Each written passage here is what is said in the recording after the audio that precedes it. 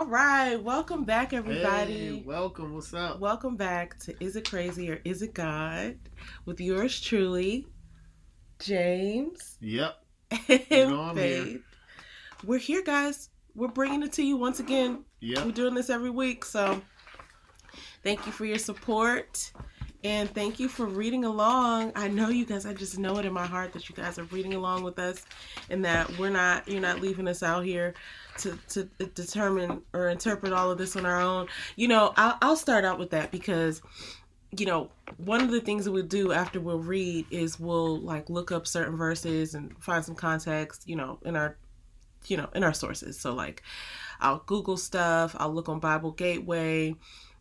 We have a Bible dictionary. Yeah. We'll look in the context of our Mm-hmm. Bibles, like our study Bibles. They'll have like margins and stuff, like just in different study Bibles. And we also like to look at certain sources for like video. So Mm-hmm. like the Grace Digital Network Yeah. and the Bible Project, right? So we'll like to look at these recaps so that we know, like, we read it, we understand it, but Yeah. sometimes you just feel crazy, like, did I really get it? Yep. So, but one of the things that I've noticed though is like, as we read, I could easily misinterpret something. Yeah. So it's important, I feel, for people to read for themselves because Mm-hmm. my understanding of something might not be accurate. So we want to bring you the best information, but we are Mm-hmm. also, not experts. So Yep. so you should read along for yourself and hopefully join in the conversation. Mm-hmm. And yeah, just wanted to say that. I don't know where that came from, but there it is. Yeah. I mean, it's it's good. It's also good to get to look up the definitions to get an understanding of it. Because Mm-hmm. guys, this is when the Earth began, and it's a lot of things that are the same, but some things that are different. Yeah. Like we're not, for instance, like the tabernacle, right? We're not going to be slaying goats and oxen, Right. and you know, so that's just an example. So be read it and take the truth out, and because the stuff that's in there, the stuff that's in the Bible is still going on today. Mm-hmm. So, but these laws are very ancient and they're still applicable to today. Absolutely. So much so. Mm-hmm. So much so, in fact, I feel like Some of our stuff is it's embedded. even more raw in the Bible. Yeah. And then you kind of do some comparisons. You just can't help but to do comparisons when Yeah. you read. It's gonna But as I happen. do comparisons, it's like you come up with these sort of like metaphors or like Mm-hmm. just ways that things are related to today's society and relationships and things that you have witnessed in or have taken part in. And it's so interesting because the way that it's written, it's even more raw and more like simplified, right? And now it's more of a like, wow, that's like the same thing that's happening now, only on a larger scale or in like a magnified scale. So anyway, how was your week, honey? Oh man, um my week was good. It's always good, right? Always good that God woke me up. I learned some things this week that I need to work on with myself. Um, and some things that I've got to give myself some grace. I woke up early a couple more times, but now I really want to focus on once again. I'm gonna probably say this to the end of time, but working on being obedient, right, to the Lord, and you know, having some grace, and always uh, having gratitude. So that's what I'm really trying to focus, and I'm trying to get my morning and night routine. So next week I'm gonna really like go hard and just the saying is be bad at it first, but I'm gonna make sure that I do it because it encompasses everything that I want to do, and get a couple more Bible study days in there. So that's what I want to focus on next week, and this week is. I just went on a tangent. So this week that's good. This week is, just learn some things. Like that's what we all should do, right? We should all be learning, and found some things out about myself, good and bad. Mm-hmm. I will not tell you guys. Maybe one day. But one day you hear my testimony. So it's yeah, that's how kind of my week went. Trying to get a little bit more uncomfortable and knowing there is no balance. Let me ask you something. You said be bad at it first. Yeah. That was the saying, be bad at it first. Yeah. Can you expound on that? Yeah. Oh, okay. So anytime that you start something new, whether it's riding a bike, playing basketball, playing football, driving, starting a podcast, right? Reading the Bible.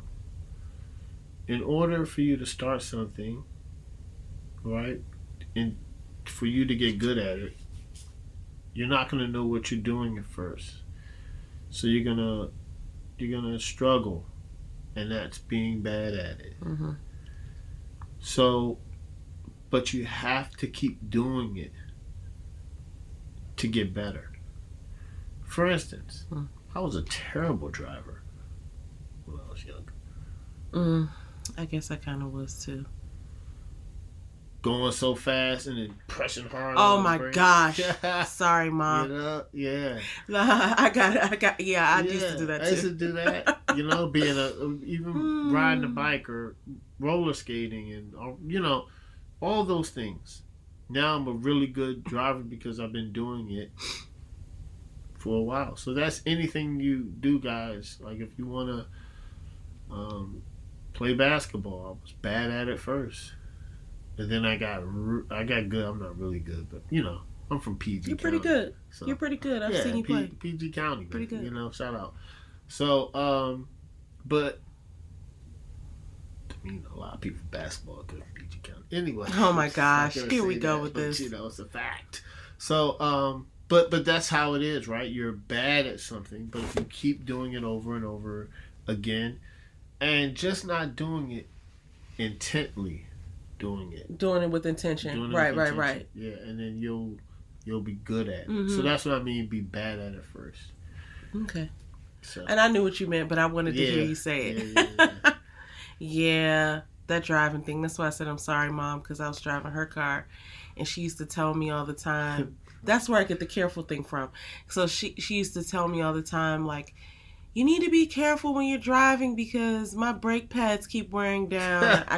She had to get her brakes fixed like a couple times. And I was like, what are you talking about? Like, it's not me. You know what I'm saying? And then I don't know if it was her in the car with me one time or what, but something let me know that like, oh, I have to start putting on the brake way before it's time to stop. Right? I was like, I am careful. Like, that's the thing. When she used to be like, you used to be needing to be careful.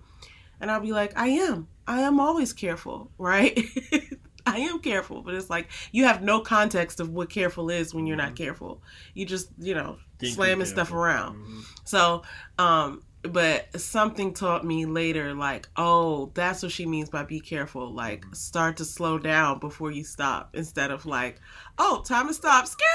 So that's why, sorry, Mother, that's why you used to have to get your brakes repaired that often because I wasn't being careful as I told you I was. But it wasn't a lie. I thought I was doing it right. Mm-hmm. Anyway. So, yeah, that's what I mean. How was your week? Yes. How was my week? My week this week was, not gonna lie, I'm blessed. I'm so super blessed. We're blessed. Mm-hmm. But this was a rough week for me. Mm-hmm. Some might call it wasn't a struggle bus week, but just like I had like it took its toll on me, like mentally. Okay. And I guess sort of like emotionally. And I didn't have any like meltdowns or whatever, but I'm able to kind of see what do you want to say?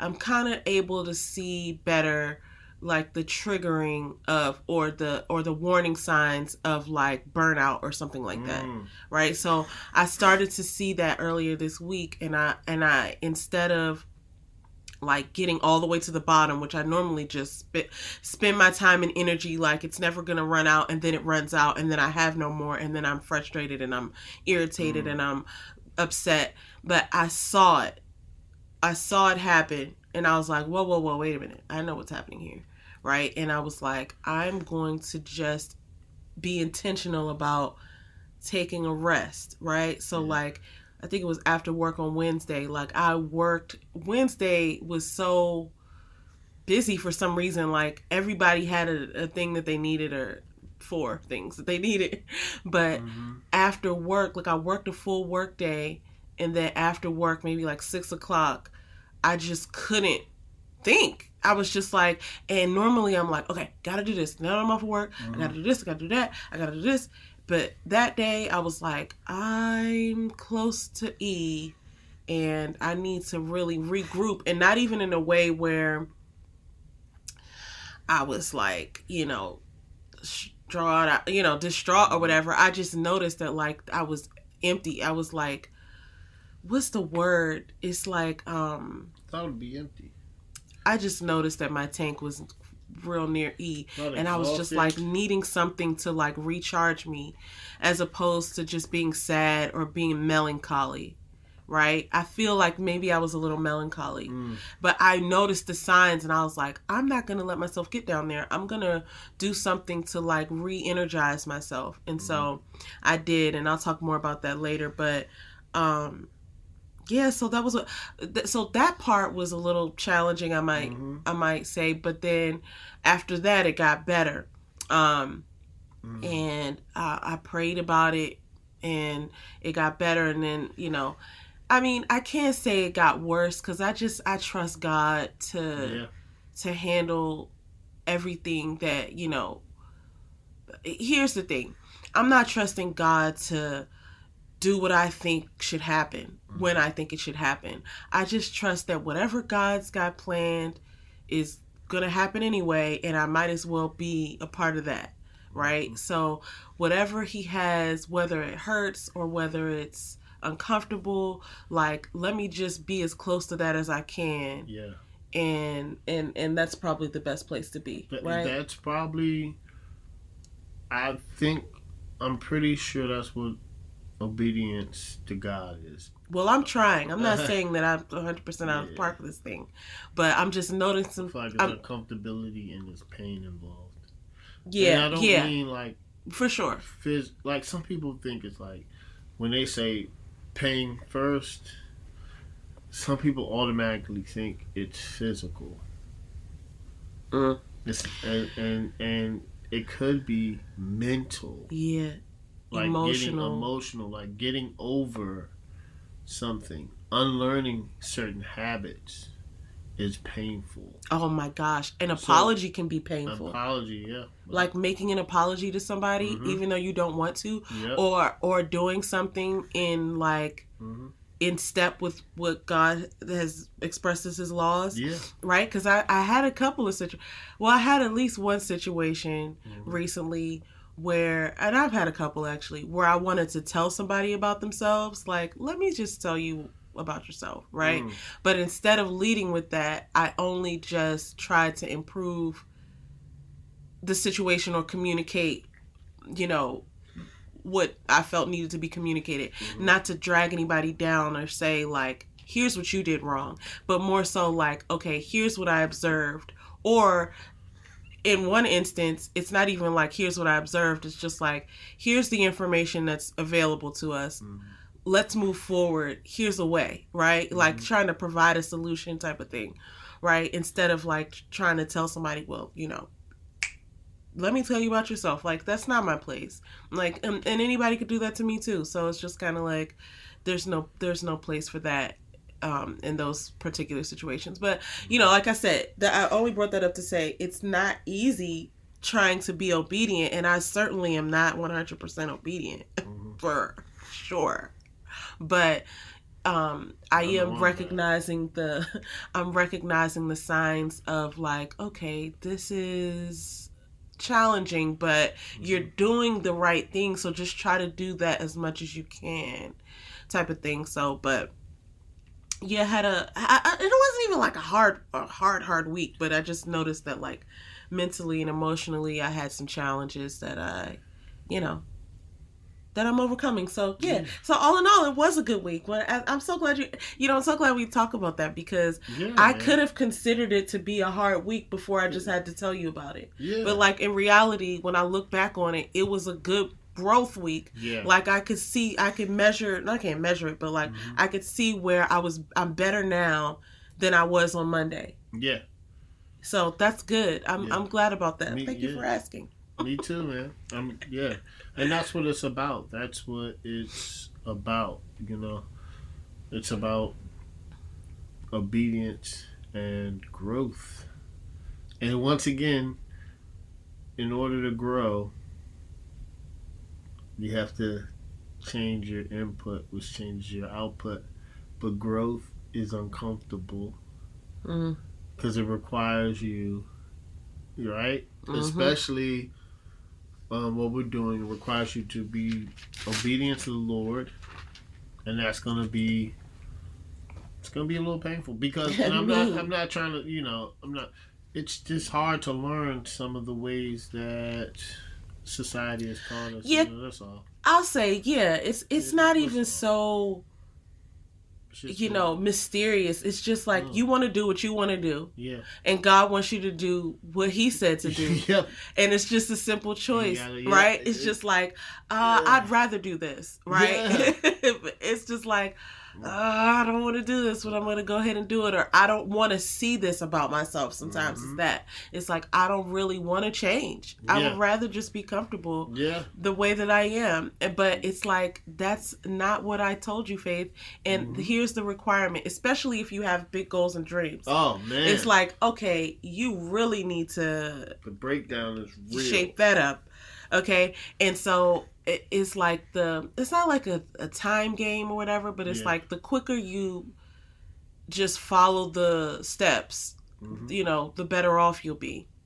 But, it takes much repetition, and, it's hard. Listen, it's not easy. So, and I'm not any expert, but I just, and I can tell already that it's going to get harder from here. Yeah, it's going to get harder.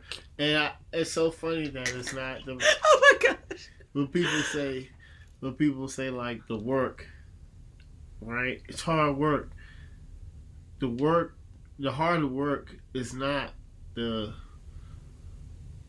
late nights, right? It's I gotta do 3 jobs. The hard work is working on yourself. Yes. It's not watching TV. Oh my gosh. It's reading. It's listening to a podcast. It's it's reading the Bible in the morning. It's waking up. Yeah, I would say that instead of ice cream, it's a smoothie or a granola bar. Those are the things. Or nothing. Or water. Those are the things of the hard work. Mm-hmm. So you guys are witnessing champions, right? Yeah, live. That's so funny. Let me touch on that real quick. We haven't even started. Well, this is us starting. It is. But it's so interesting that you said that, because we talked about this a while back about the things that people say are hard, right? And not to discount it, because they are. But like when people say marriage is hard work, when people say parenting is hard work, when people say entrepreneurship is hard work, when people say, things like that are hard work, I think a lot of the work, of course, is showing up and doing stuff, but a lot of the work is like you said, working on yourself. It's making changes to yourself, right? Because those relationships and those sort of like accomplishments that you want to reach towards, the growth is over there, and it requires you to kind of like grow through that to become better on the other side. So the real work is to be, the example for your kid. The real work is to be patient with your kid. The real work is to be patient in a marriage and to listen and to not react and to, implement different things. The real work in entrepreneurship is to put in the time. Is to, do it when you're tired, right? Like, so it's really kind of like you working on yourself. That's what makes it harder. Or that's what makes it hard. But I mean, again, I'm no expert. But okay. Yeah. So anyway, let's get into this. There we go. So this week we read, we started here, right? Deuteronomy 5 through 16. Really? I think we read through, did we read through 19? Okay, we read 5 through 16. Okay. I don't know why I thought we read. No, not yet. Yeah, you're right. Why? We stopped at 17. Okay, all right. I see. I recapped. Yeah. But I didn't even listen to that. I just thought, I don't know why. Probably because I was mixing it up with the last chapter we read. All right. But so yeah, we read Deuteronomy 5 through Deuteronomy 16. Yep. And man, it's like it's not even like it's getting better, like it's a soap opera or something like that, but it kind of is like a soap opera, to be honest with you. Some of the stuff that happens in here, this could be a soap opera. It's like, the cliffhanger, the drama, the I don't know. It's a lot of stuff that goes on. The discord of the it'll be like one chapter, you'll be like, wow. What? Yeah. And it'll be like, all right. Oh, this happened? Like, is that what it said? Like, they said something in here about people were sacrificing in the other land that they were going to. People were sacrificing their own sons and daughters. Like, they would sacrifice animals. Yeah. I was like, what in the world is going on here? But, it's in the Bible, man. Yeah. Can't make this stuff up. And I wouldn't be surprised if people are still doing that. Anyway. Oh. It's neither here or there. Okay. I don't know. That's okay. I don't put anything past Listen. people, man. Okay, we're not. Anyway, all right. So, yep. I mean, it's in the Bible. It's not like that's off limits. We can't talk about that. They said it in the Bible, so it's happening. The Bible. Okay. Deuteronomy 5-7. God's words to Israel continued. So he's just telling them, basically, be careful of what your forefathers have done, because they, it breaks down the 10 Commandments again and what happened. It's like a recap, right? It's like, here's the 10 Commandments. Now remember when, Moses is saying, remember with the 10 Commandments, guys, I was up here getting the 10 Commandments, spending time with God, and you guys are worshiping a golden bull. That's not funny, but you just gotta come down and you're just wild. What is going on? What is going on? And it's the first time that the first 10 Commandments broke, and then he had to go back up for another 40 days, and he got the 10 Commandments, and then he's just telling. So they're at the Promised Land. Right. So he's telling the people, let's talk about the journey of how we got here, and don't make the same mistakes as your forefathers did, because, right, your forefathers aren't here. Yeah, they got stuck in the wilderness and died in the wilderness. So, yeah. So here's what you don't want to do. Yes. Right? That's basically what Moses is telling them. Like, remember I said this, remember what happened. Yeah. And also, I want to point this out. I feel like he was recapping, because we know that Moses is not going into the Promised Land with them because he hit the rock. And also, he's recapping. I appreciate a recap for myself. Yeah. I'm going to speak for myself. Some people hate redundancy. Some people are like, I already heard that, or you already said that, or whatever. It's just like, listen, especially if it's the truth, like, I can hear it as many times as I need to so that I can remember it. We don't remember all this stuff. Like, we're human, so we're just going to go along with our day and present ourselves with a new exciting thing, or a new exciting thing is going to be presented to us. So I appreciate the recap because it kind of solidified to me that like, oh yeah, that did happen. And I did understand that when I read it, the way that he's explaining it here. So, okay, I am retaining this. So. Yeah. Okay, so here's a question. God was being very stern and almost redundant. Why?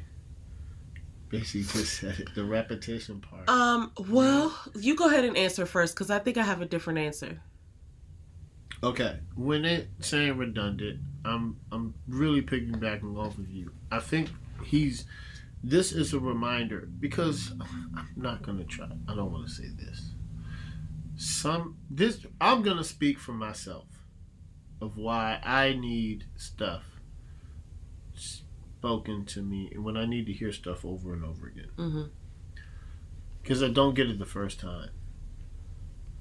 And when I get it the fifth time, it's something different that I get out of it. And I understand it more. Yeah.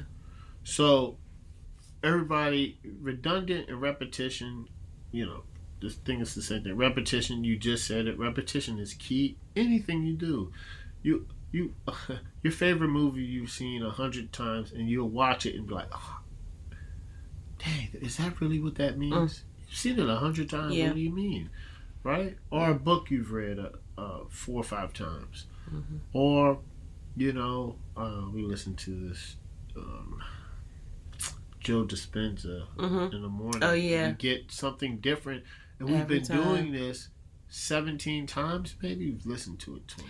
I mean, I listen to it every time I go to work, so that's like once a week, maybe for the last like 6 months or so. Right. But and I think I've been doing it. Has it been 6 months? We've both been listening to it. Perhaps. So that's probably 17. I don't know, 20 times. Yeah. And we listen. It's only 7 minutes, I think. Yeah. See, I know. But every single time we listen to it, we're like, I got something different out of it. It's only a 7-minute video, but it's just like, this time, this hit me differently. Yeah. Right. So God knows in order to reach us, it has to be spoken again and again and again and again and again. Because if not, you'll forget. Yeah. So that's what I think it means. And he has to be stern because... don't touch the stove while it's hot. You have to understand that it has to be some consequences involved or you'll keep doing it. Yeah. I'm not saying like, people were dying on the spot. This is what God is, man. God is, I am, right? He doesn't play around.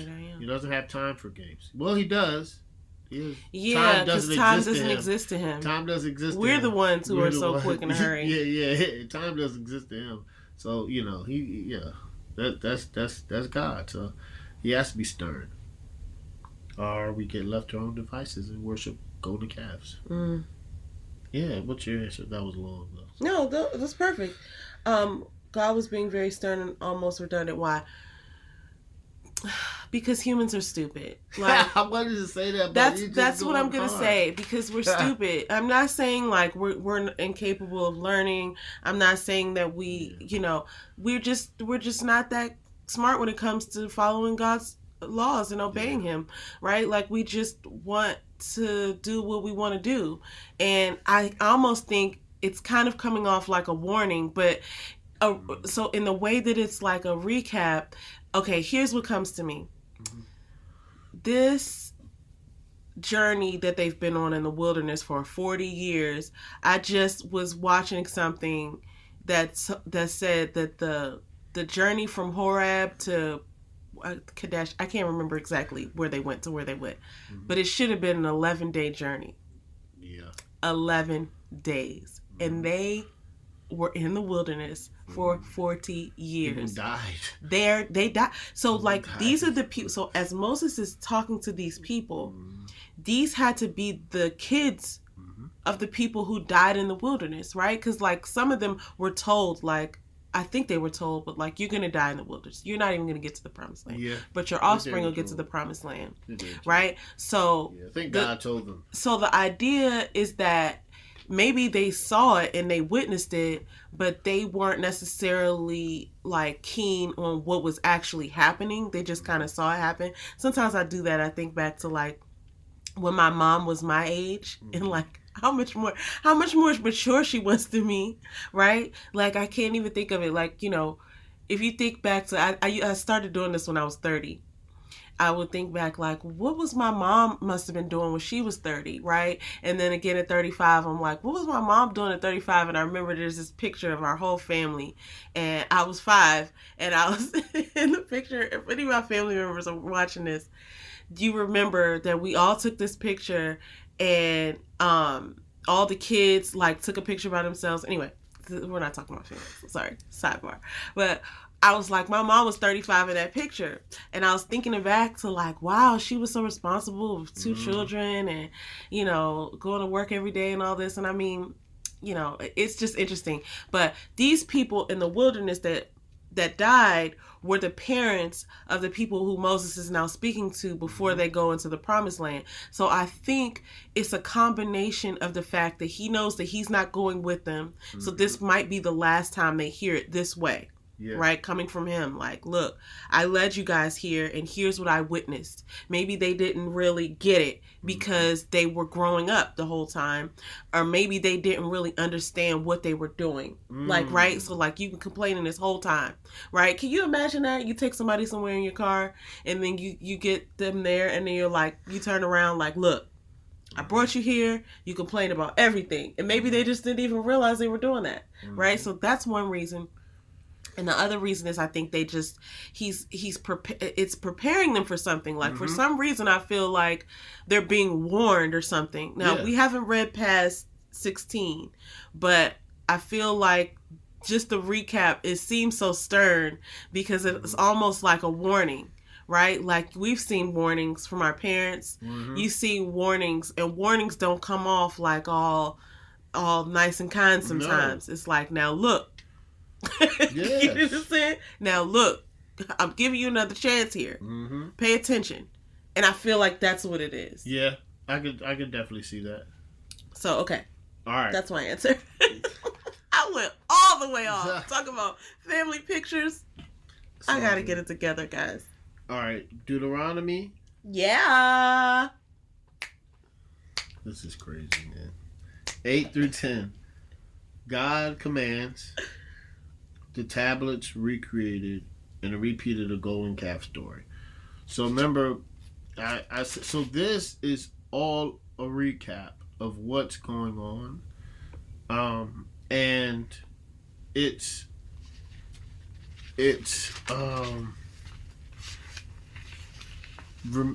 a repetition because their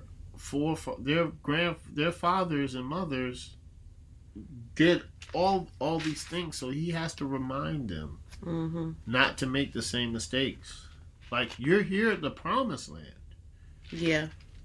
If you make these same mistakes, you will be lost for 40 years. You won't get there. I mean, look, you're gonna, let's be honest, you're not gonna get there. So I have to tell you why your parents aren't here and why you didn't grow up in the promised land. Because of what they did. Right. I have to tell you 11 days. You know? I have that to. That blew my mind. You know? So, like, it's something that he said in Deuteronomy 9 that I wanted to go over. I highlighted. And it's Deuteronomy number 9, 4... and 5. Okay. It says, do not say in your heart after the Lord your God has thrust them out before you. It is because of my righteousness that the Lord has brought me in to possess this land. Whereas it is because of the wickedness of the nations the Lord is driving them out before you. Not because of your righteousness or the uprightness of your heart are you going to possess their land. But because the wickedness of these nations, the Lord your God is driving them out before you. And that he may confirm the word that the Lord swore to his fathers, to Abraham, Isaac, and Jacob. It's not you guys. Right. It's Abraham, Isaac Isaac, and Jacob, who is Israel. Israel, yeah. And it's the 12 tribes are his sons. Remember Jacob and Laban and all right, guys. So yeah, man, Rachel and Leah. So that to me is stood out because I was like, oh man, like don't get it twisted. Yeah. It's not your righteousness. Yeah. This was promised, and God is driving the wickedness out so you can get the land that He promised. Don't just we just want to make. Let's really be clear, okay? Don't think you're getting this because you're so great. You're so great. So that kind of stood out to me. Yeah. So here's the question: if a person destroyed a gift you made with the lack of gratitude, under what circumstances would you recreate it? It's a very interesting question. That is an interesting question. I'm trying to figure out what gift. Oh, I guess probably just the promised land.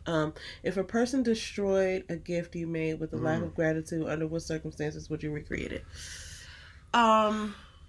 This is interesting. If they were a child. Yeah. Right? like that's the only thing that's popping into my mind right now. Somebody who wasn't aware of the value, right? That still needed it, right? Because like you gotta think like like I'll do that, for my cat, for Buttercup. Like if she were to knock something over, like her bowl of water or something, right? Yeah. If she went over there and knocked her bowl of water over, I'd give her another bowl of water. Yeah, I'm not gonna be happy with her, but you don't even know any better. So you have to drink this water. Let me get you some more. And in the same way with the child, if you give your child food or something and they flip over the plate, or if you give your child, medicine and they spill it, or whatever it is, that's the way that I would recreate it. If they just didn't know any better. I mean, that could kind of go towards a lot of things, but. Yeah, that's the only way that I could think of. I agree. What do you think? Man, this is... If a person destroyed a gift you made so if you with a lack of gratitude... If you destroy a car... Under what circumstances would you recreate it? Somebody give you another car? Yeah. Under what circumstances? If... I just thought of another one. Well, no. Circumstances, just... Oh, man, I'm trying to see. Time. Yeah. Time. Yeah. Because you could be... With time comes gratitude. Sometimes. Not all time. Yeah, I mean, but... some people don't, like, they'll just... Because listen, when I say cars, guys... I have been blessed, and I have destroyed cars, and love you, Mom. But I'm not going to tell that story. But I've been gracious, but I've destroyed a car, got another car, destroyed that one, and God's like, wait, you need to chill for a second. And in time, I became grateful, and I got another car. That is real. That happens. That happens. So that's an example that happens in my life. So that's an example of what God did to me. And I would have to repay it. So what's your other one? Because the kid example was like really good. I think my other one was it was kind of based around like giving somebody another shot, like with the understanding that under conditions, basically. Right. So like I would do it if I wanted to just give them another chance. Like, look, you really messed up here. And I mean, but see, the thing that's tricky about the question is it says with the lack of gratitude. With the lack of gratitude, right? Somebody destroys something, and like, they just don't, and they don't even care. One. Yeah, right. And so that's what makes it tricky. I don't really know. But I mean, or if the outcome that I was, driving towards or trying to accomplish involved them, as well, right? So like, we got to do this, like, like a class project. Yeah. Right? We've all worked on a class project with somebody or something, even if it might be a work thing or a church thing. And nobody shows up. And somebody's not doing their part. Mm-hmm. Right? And perhaps you made things very easy for them and they still messed it up. Yeah. Right? But your ultimate goal is to get a good grade or to turn in a successful project. Your ultimate goal it should be a common goal, but perhaps it's not as important to others. But the idea is that, okay, well, I gave you this gift, of my time and effort, and I've set it all up for you. You had one job, right? Yep. Could be something like that. And they just didn't care. But in order for you to get what you're seeking, you have to play nice and sort of like make it happen again. Or you know what I mean? So like, I definitely have been given grace in that way in a number of circumstances. And maybe even for that reason, that would be another reason. Yeah. Because I was forgiven. So I've had a lack of gratitude before, and I've said, well, I don't even care. But seeing myself or seeing just a person in need of some help or some love, some grace, right? That could be another reason why you would do it, because it's not about you. Yeah. Right? It's like, well, you know what? You don't get it right now, but, even if you never do, I'm going to give you this grace right now because I've received grace. That's probably even a better answer. Yeah. That is a good answer. You're welcome. No, I'm joking. I'm joking. That was a good question. That was a good question, and I mean to think about it from all different sides. And sometimes I'll be trying to think to myself, where did this question come from? Is it in the text? Yeah. Like, is it something that happened that I missed? But I get it there because I feel like God set up this promised land, and then they kind of messed it up. Yeah, they did. Because I man, I made you this whole thing, and you just didn't even want to do what I told you to do. Could have got there in 11 days if you would have just listened to me. They complain over and over and over and over again. Yeah, so I think that's what that's attached to, but I'm not really even sure about that. But okay, let's move along. All right. This is fun. It is. This is really fun, guys. I want you to know that I just have to reiterate, like, it's work. It is work. You have to read, you have to think, you have to go and look stuff up. But it's super essential because I say this now more often than I ever have, like, really ever. I can't believe I went so long without having this information. Yeah. It is essential, right? Like, I see so much of what's happening with me, what's happening like in past situations, what's happening in the world around us. Yeah. I see so much of that in this, and I cannot believe that it took me so long to sit down and do this. And it's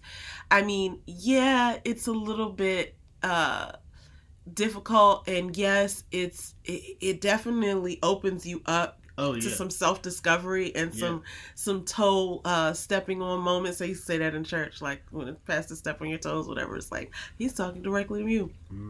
But it's necessary, right? Like you just need this. So I'm really excited, and it's fun to read. It's fun to read and kind of see some of the similarities and be like, is that where it came from? The Bible?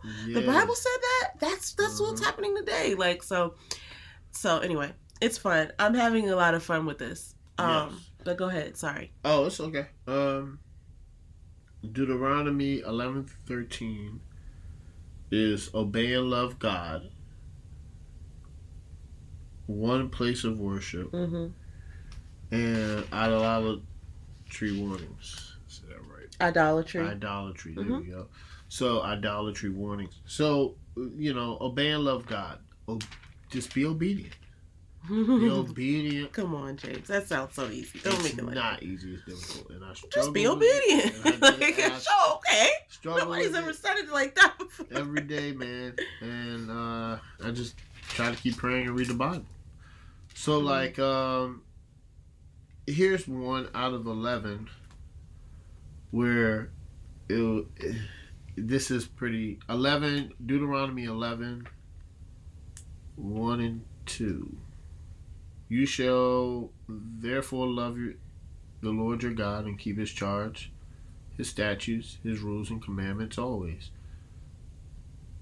That's number 1.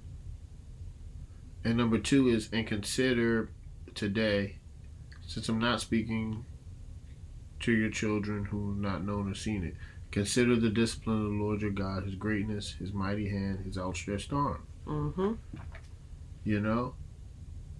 And this is another thing that stood out, right? So if you read the Bible, it's not just about reading the Bible either. It is, but it's also what I'm learning that Faith just said is looking within yourself and applying it to your daily life. That's what I'm trying to do. It's like, I'm complaining. It's like, okay, I don't want to complain because I don't want to be in the wilderness. Mm-hmm. I don't want to go back to Egypt, right? Right. And I don't want to disobey God, right? I could be like Moses, but God forgives even though I complain every day. Mm-hmm. He still forgives and he still looks out for me. But and so that's like that's what you just said. The difficult thing is like when you read it, and that's what being obedient is you gotta read the Bible and then apply it to your life. Yeah. Daily, and remember like, okay, and just try to be more loving and more understanding and listen to his commandments and principles and statutes. And pray and spend time with him. And if you do that, look, if you're obedient, spend time with him, right? This is what he's going to do, right? This is Deuteronomy 11:13. And if you will indeed obey my commandments that I command you today, to love the Lord your God and serve him with all your heart and all your soul, he will give you rain. He will give you the rain for your land in the season, the early rain and the later rain, that you may gather your grain, your wine, and your oil. He will bless you. Right. You won't have any worries. You don't have to have any worries.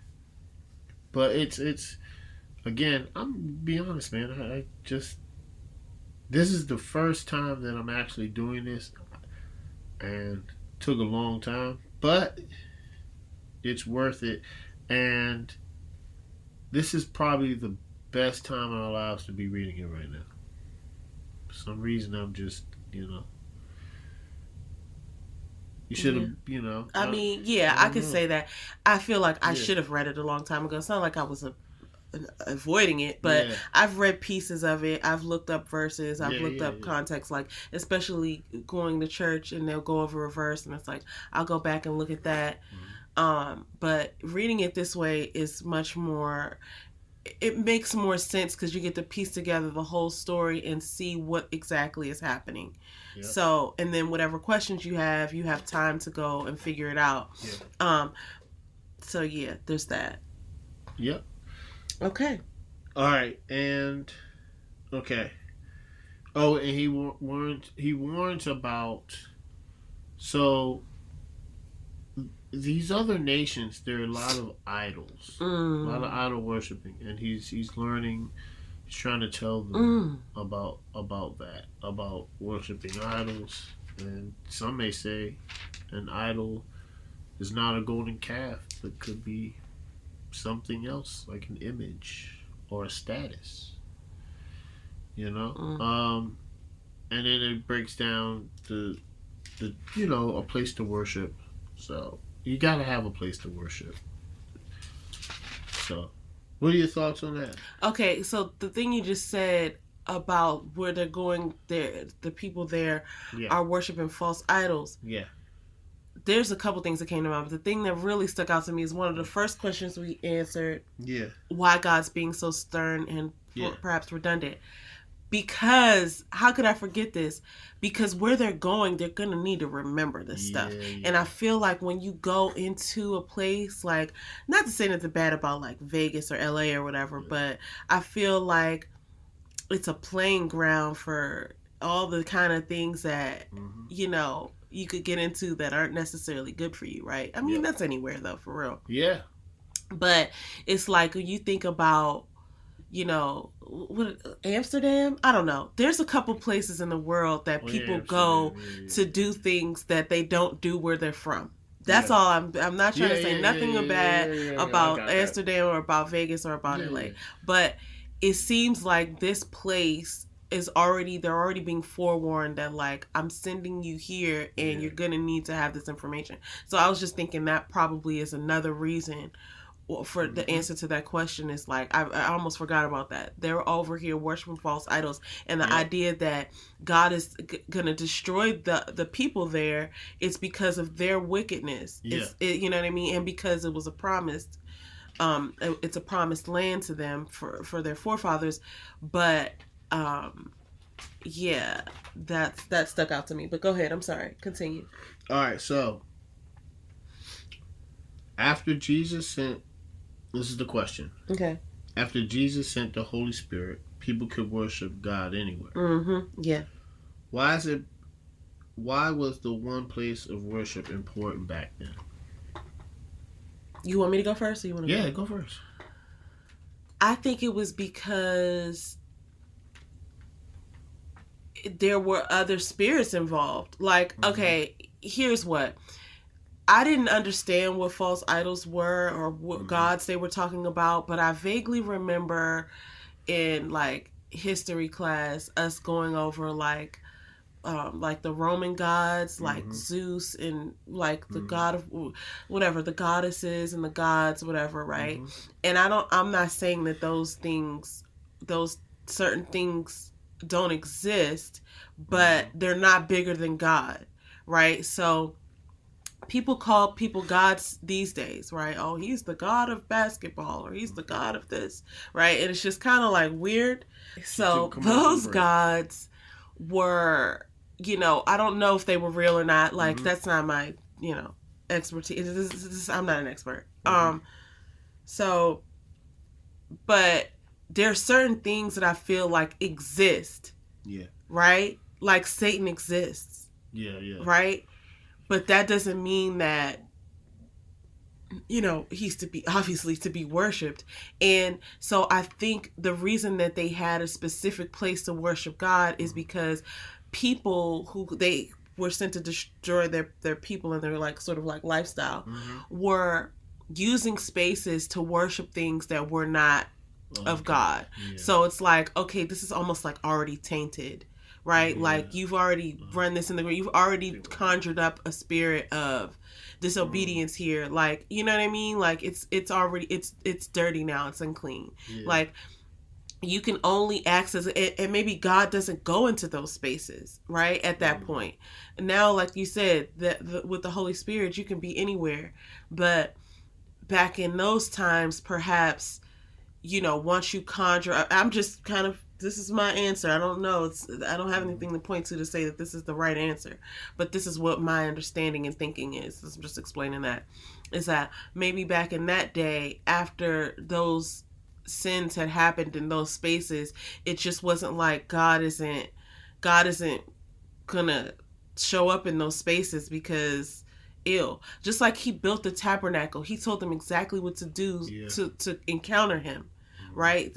Very specifically, to how to weave this stuff, how to set things up, where to burn the offerings, how to keep things clean, everything, right? Like, so many details. It's like they had to do all that just to encounter God, just to have a space. So I think he's not just going to come anywhere where these sinners are. Yeah. That's my thinking. Yeah. That's my answer. I don't think about it from that perspective. What did you think about it? I think simplicity. So just like with the tabernacle. So I think it's both, right? I think it's because they're worshiping gods, I need you to destroy those. But then I need one place, just like when everybody went with the tabernacle, that needs to be where everybody gathers. I need one place. Yeah. So, simplify it. They grew up with the tabernacle, and it's simple. It's like it's one place, guys. You know that here, because they have all the festivals that we're going to get into, and it's easier if it's all done in one place. Yeah. So that's not, I think, why it's probably such a deeper meaning, but that's what I think. I mean, maybe it's not. That sounds really good. Sounds like, really accurate to me. Worship here, because it give everybody one spot, So that makes sense. And just to your point, it's like we always talk about this, but like going to the gym is so valuable because you could work out at home, sure, but there's a million things you could be doing at home. So, but when you go to the gym, you came there to do something and you're not going to leave until it's done. Yeah. So it's kind of like even the act of getting dressed and going there is putting you in the mindset of like getting the thing done that you're going to do. So maybe, just to your point, like, this is the place to worship. Yeah. So when you come here, release everything else. Yeah. So that's kind of like to your point. But yeah, that's a great answer. Yeah, all right. Cha-ching. All right, guys. I think. All right, so now Deuteronomy 14 through 16. This is all right. This is interesting. It breaks down clean and unclean food, tithing. 7-year debt cancellation, freeing servants, firstborn animals, festival, and judges. So, okay, clean and unclean food. Basically, it just breaks down what you can eat, what you can't eat. Like you can eat the ox, the sheep, the goat, the deer, the gazelle, the roebuck, the wild goat, the ibex, the antelope, and the mountain sheep. But you can't eat pig, an animal that has the divided hoof, split into two parts, camel, and that chews the cud. Yeah. Oh wait, you may eat that. My bad. You're not to eat the animals which chew the cud that do not have a divided hoof. Yeah. So I don't even understand that all the way, but like, here's some ones that are off limits: the camel, the hare, the chafin. I don't know what that is. The swine, because it does not chew the cud. It has a divided hoof, but it doesn't chew the cud. Yep. Also, it gets into like you can't eat anything from the ocean that doesn't have, or from creatures of waters, is what it says. Yep. That doesn't have fins or scales. So whatever doesn't have fins or scales, you can't eat. And then you can eat any clean bird, but here are the ones that you cannot eat. And it was interesting to me because I wouldn't want to eat any of these birds that I'm about to mention. It never has crossed my mind like, oh, you know what I'm saying? Let's have some of this, right? So here are the birds that are unclean that you can't eat. The eagle, the vulture, the black buzzard, the red kite, the falcon, the birds of prey of any variety, every raven, the ostrich, the owl. I've never thought to eat an owl. Who thinks that? I would just be, man, pass me some of the owls. I don't know. Something about owls something about owls are super zen to me. Mysterious. But then it's mysterious, but something about owls is very scary as well. I can't remember if that's probably the one that could crush your skull with its yes, and they'll attack but you. Owls are I wouldn't mess with an owl. They'll attack you like I would not mess with an owl. I certainly wouldn't eat it. Where they're like people like will walk by and an owl will attack them because it's in their territory. Also, I think they can turn their head all the way around, and that creeps me out. Yeah. So I wouldn't mess with an owl. Some people have owls as pets. No, thank you. I wouldn't do that. So then like the pelican, vicious. I don't think I've ever thought to eat a pelican. Nope. Vulture, the cormorant, the stork. Something about that just seems wrong. Yeah. You know what I mean? Like, we've grown up in Western culture, so I'm like, the stork brings the baby. Yeah. No, it doesn't. I don't want to eat the stork. Oh my gosh. The heron. Okay, so sorry. Go ahead. No, for the heron, I watch Bizarre Foods, right? So, if you know about heron, it's not like a bird. Like, it's kind of like it looks a lot different than duck. It's like it looks like steak, and people eat it medium rare. And I was like, wow. So I know it. I've never had it. I just know what it looks like. They like hunted it and broke it down. I was like, it doesn't look like a chicken. Doesn't even look like a duck. It's like it looks like a sirloin steak. And I was like, oh man. But that's just I thought it was interesting that this was written in the Bible, and I never craved any of those things. No. Right? But I don't know if it's because people have just not eaten those things, and those things have never been prepared, or because it's just not something that should be craved. I don't know. But here's the other thing that they kept mentioning is that you can't drink the blood. Yeah. And I can't imagine why blood someone would want to drink an animal's blood. Yeah. But again, maybe these are the customs that I've grown up with, and so that means it seems foreign to me, and maybe in other cultures they do that and it's fine, or it's part of their, rituals or whatever. But I've seen like blood. Is it blood pudding or? I just don't want to drink no blood, and also the reason you shouldn't drink blood is because it represents life. Yeah. Right, and that makes so much sense to me. Once again, guys, we're not talking about medium rare steak. Okay? Right. He's not talking about. He's talking about drinking. They said you're supposed to pour it out. Like. Oh my gosh. Okay. Let's just keep it moving. All right, tithing.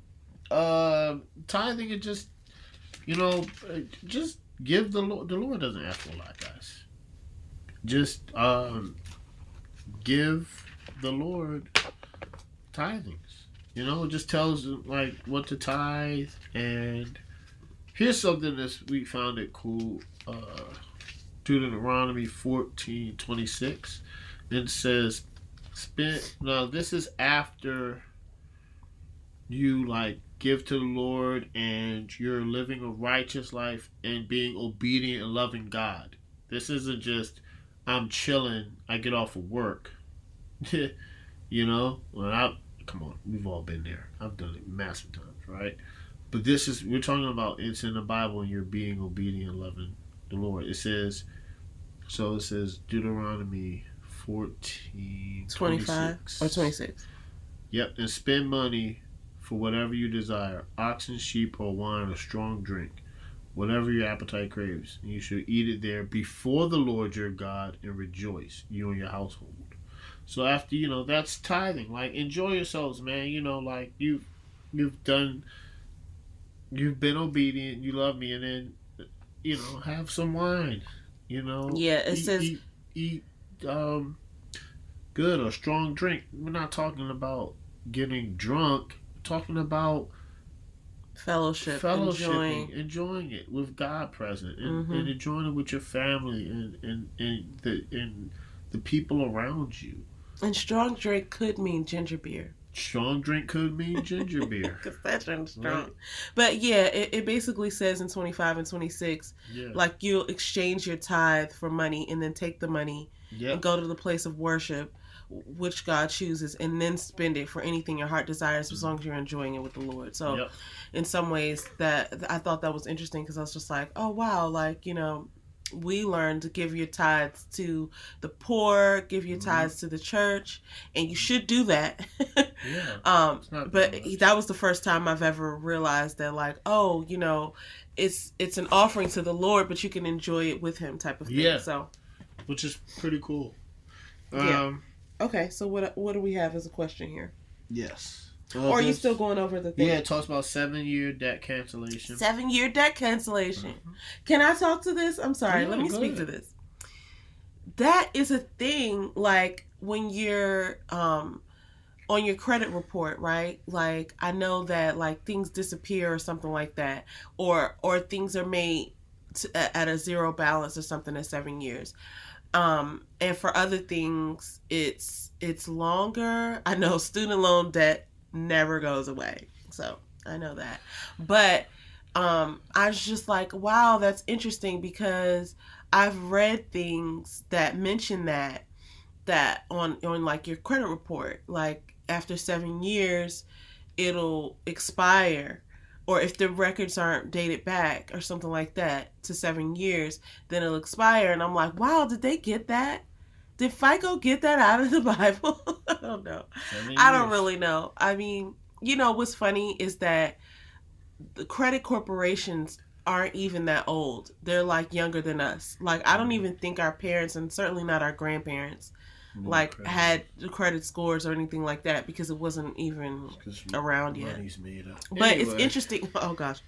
But it's interesting that the 7-year debt cancellation is in there because I was like, oh wow, that's like today with your credit score. Yep. And so anyway, has like freeing servants, which it basically says that after 6 years, or on the 7th year, that's right. On the 7th year, he's gone. Bye. Peace. You can let your servant go if they were an indentured servant and they owed you something. Empty-handed. Yep, you got to give them something to go. You got to give them. Right, like, you ready? You served me. Deuteronomy 15.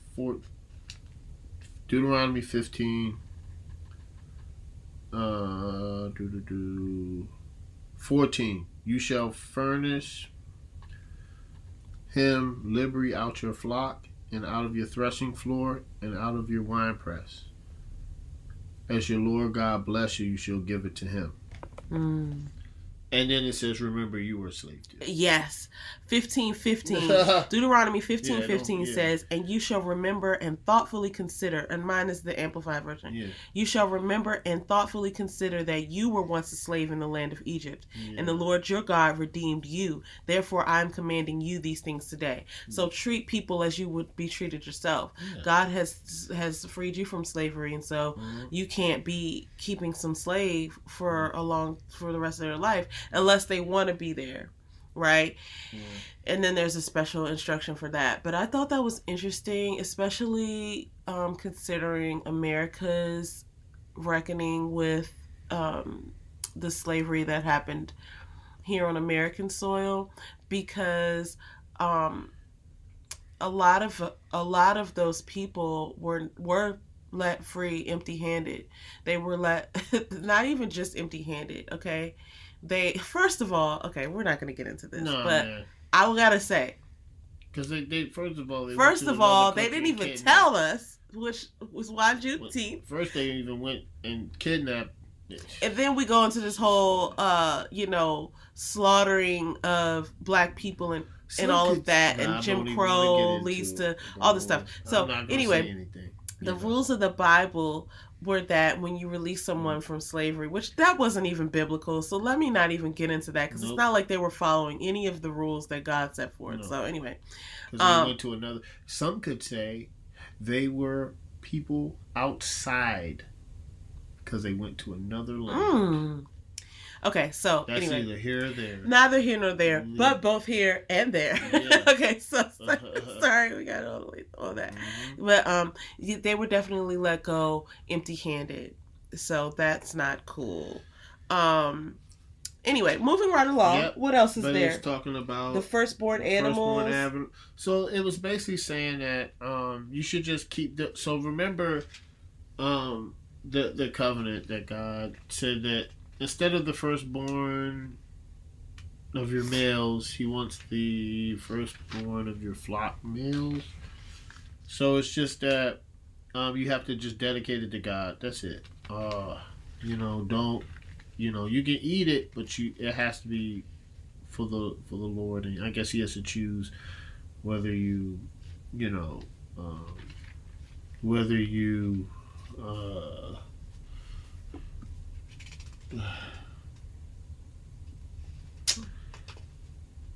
give it as an offering, right? So I think that is just basically that you just dedicate the firstborn animal of your herd or flock to the Lord.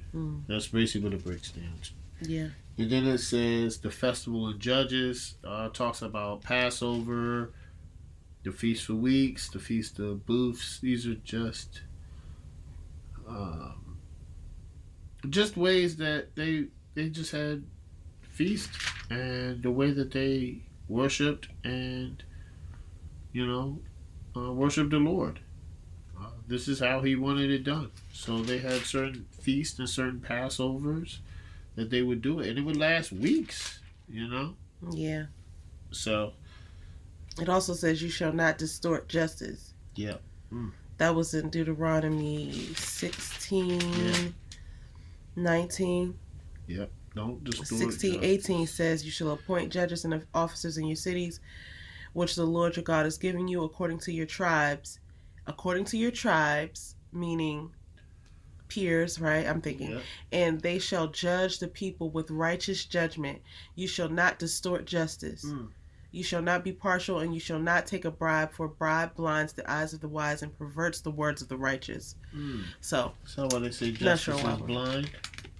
I guess so. I guess so. Okay, so anyway. I don't know. That's bribe blinds. Wow, that's an interesting don't know. highlight there. Okay. Justice is blind, and then you shall not set up a sacred pillar, which the Lord your God hates. Yeah. Okay. So those are just some of the laws. Yep. What you shouldn't do. And here is the question. These rules sound a bit strange, but how can you apply the principles to your life today? You want to go with that one first, or you want me to start? Yeah, tithing, I think. I know I could do a better at. Yeah, we can. Bitch being totally honest, guys. Yeah, absolutely. Clean and unclean food, pretty good. I mean, I can definitely understand. And now listen, in some cultures you got to do what you got to do, but some of the animals on here are really the unclean animals. Like, who's gonna eat a vulture? Yeah, I think you're right about that. I don't even think hyenas eat vultures. Anyway, I don't think I don't think so. I think vultures are like one of those things you just see and be like, I'm good. Yeah, because think about it. Who knows what they ate? They eat carcasses they're scavengers. So I don't. Right. So the 7-year debt cancellation. Yeah. Yeah. They I think that does apply, right? The firstborn animals, the judges of what you just said, I think would definitely apply. But it says in my life, man. I mean, the judges won't really apply. The only thing I could think of is tithing, and I could do a lot better with that. And I'm working on it. But listen, guys, this is what this is about, right? It's about reading the Bible and then applying it to your life and realizing what you have to work on. Yeah. So, what about you? Yeah, we could definitely be more consistent with that. Yeah. But that's like, and what's interesting about it? The same thing that sort of works in the way. Okay, I'll tell you this because I'm going to answer the question with this actually. In Deuteronomy 15:6, it talks about giving to the poor. When the Lord your God blesses you, He has promised you.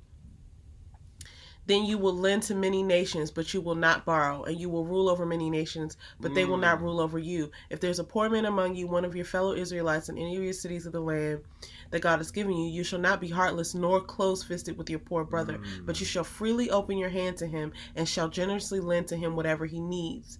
And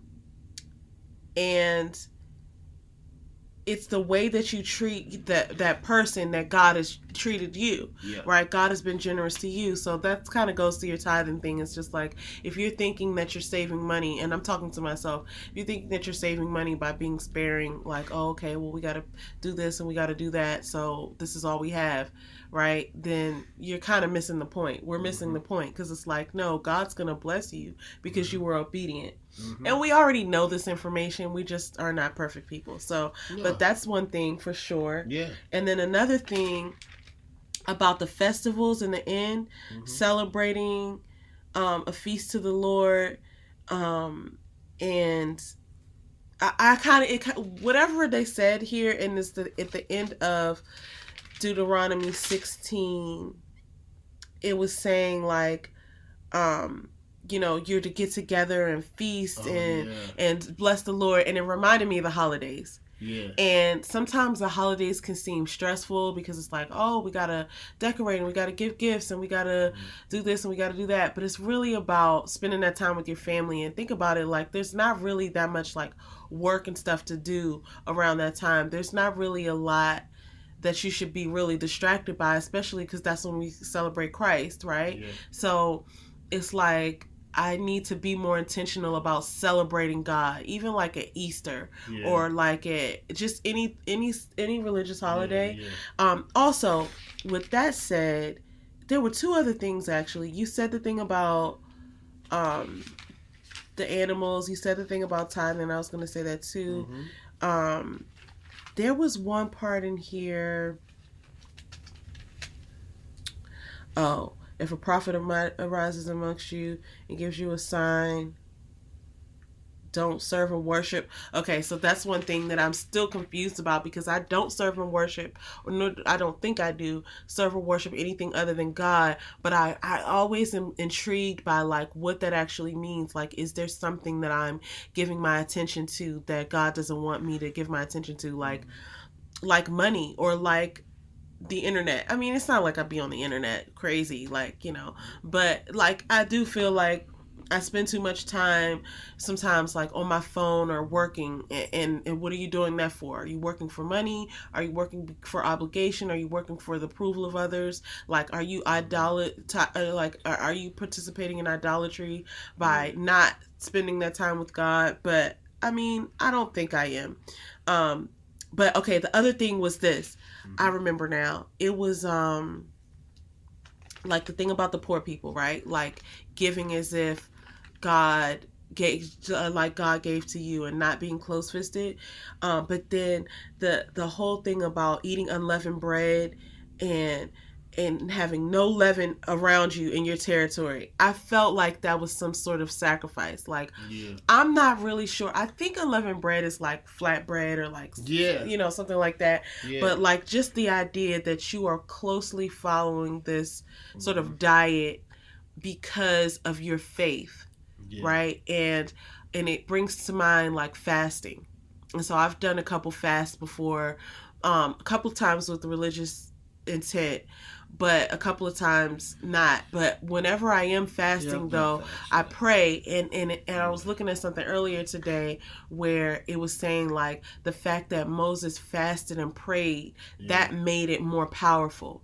And so I'm thinking like, wow, you know, just going without food is just such an act of faith. It is. And because we just, you know, crave food, and we like the taste and we like the texture, and it's like a way that we celebrate. So like going without food for the intention, with the intention of obeying and worshiping God, that just seems so powerful to me that I'm just probably going to be looking into doing that sometimes.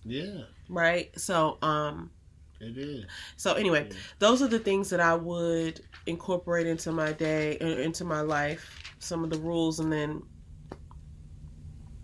that's what it is. All right, guys, time for some lovely shout outs. I'm gonna start off. I'm definitely gonna shout out. God is dope. You gotta send me another text, okay? Got a God is dope shirt in right now. I don't think I got this one from God is dope, but they have shirts like you know, with the same sentiment or whatever. They be killing me. But keep texting though. I'm gonna probably make a purchase soon. But that's I'm gonna give my shout out once again. You know, Miss Damita Jo, fourth quarter, got some unicorn. But all right. So what? Okay, I have some specific shout outs this week because I needed this and it was available to me. My specific shout outs have to do with, like I mentioned earlier, just me being in a weird place earlier this week and needing some encouragement.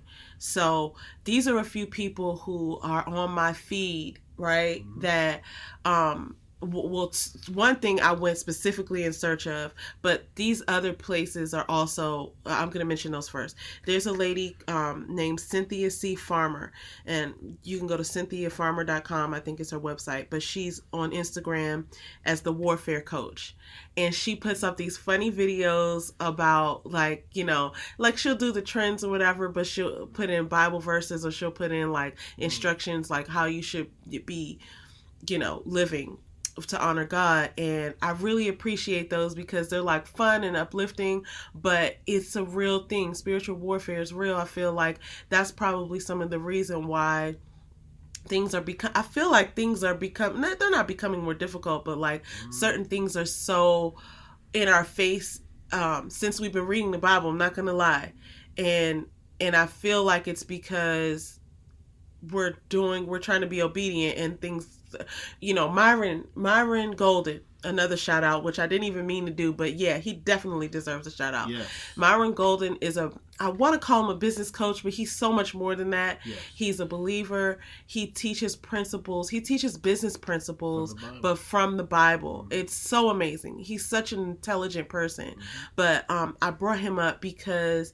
he also was saying, like, when you go to improve yourself, and I'm paraphrasing him, but as soon as you go and desire of like, I'm going to do this, I'm going to make this happen for myself, expect some disruption. Expect that, it's not going to be easy, that something's going to come along and it's going to be harder now because now you want this thing and now you're saying it. Mm-hmm. And I feel like that's kind of what happens when you kind of seek a life after God, is that Satan comes for you. And so, okay, so anyway, one of my shout outs is Cynthia Farmer, the warfare coach. You can find her, the warfare coach, on Instagram. Also, I went specifically in search of this one video, which I've watched several times. And it's a YouTube video by Holly Furtick, First Lady Holly Furtick, wife of Pastor Stephen Furtick of the Elevation Church. Yep. And they're all over social media. You won't find it challenging to find them. That's what I was trying to say. But she has this video called The Hope Cycle, where she's giving a sermon, and she has this whole graphic, like she does this thing where she talks about the hope cycle.